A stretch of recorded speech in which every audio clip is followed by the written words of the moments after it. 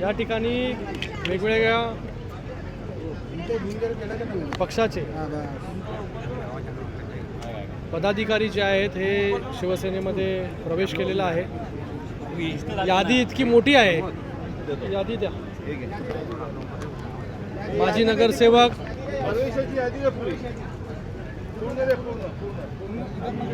शैलेश धात्रकजी, त्याचबरोबर त्यांच्या पत्नी मनीषाताई धात्रक, त्याचबरोबर माजी नगरसेवक शिखर चौधरी, त्याचबरोबर माजी नगरसेविका प्रमिलाताई चौधरी, त्याचबरोबर आमचा युवा योगेंद्र भोईर, ट्विंकल योगेंद्र भोईर, त्याचबरोबर ज्ञानेश्वर विठ्ठल कचवे, जितू पेडणेकर, मनीषाताई धुरी, ममताताई घाडीगावकर, शुभदा देसाई, प्रल्हादजी पाटील, त्याचबरोबर नारिवली गावचे नारिवली आणि बालेगाव हे पूर्ण मिळून मला वाटतं 100पेक्षा 200 शाखा प्रमुख, विभाग प्रमुख, माजी सरपंच या सगळ्यांनी जे आहे हे शिवसेनेमध्ये प्रवेश केलेला आहे।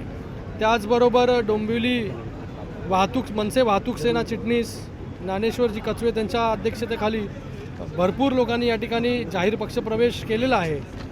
मी सगळ्या पदाधिकाऱ्यांचे, सदस्यांचे खूप इथे मनपूर्वक शिवसेनेमध्ये स्वागत करतो, सगळ्यांचं अभिनंदन करतो।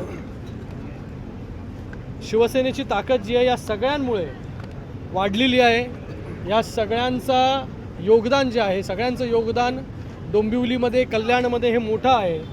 लोकप्रतिनिधी म्हणून, त्याचबरोबर पदाधिकारी म्हणून त्यांचा जो अनुभव आहे त्या अनुभवाचा फायदा जो आहे हा नक्कीच शिवसेनेला या ठिकाणी होईल।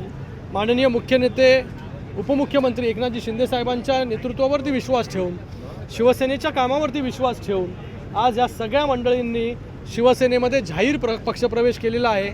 आपण पाहिलं असेल इकडे 500पेक्षा जास्त लोकांनी जो आहे हा प्रवेश या ठिकाणी केलेला आहे। आपण बोलू शकतो जम्बो पक्षप्रवेश या शिवसेनेमध्ये जे आहे या डोंबिवलीमध्ये पिंपळेश्वर महादेवाच्या साक्षीने या ठिकाणी झालेला आहे।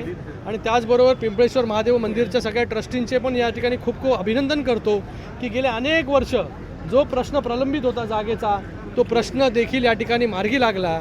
याच्यामध्ये ज्या लोकप्रतिनिधींनी, त्याचबरोबर ट्रस्टींनी, लोकांनी संघर्ष केला, योगदान दिलं, त्या सगळ्यांचं देखील खूप अभिनंदन या ठिकाणी मी करतो आणि सगळ्यांचा धन्यवाद व्यक्त करतो। पिंपळेश्वर महादेव मंदिरामध्ये जेव्हा आता